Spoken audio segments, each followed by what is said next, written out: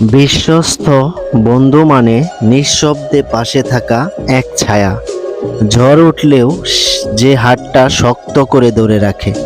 সবাই যখন ব্যস্ত নিজের গল্পে, সে তখন শুনে তোমার না বলা কষ্টগুলো।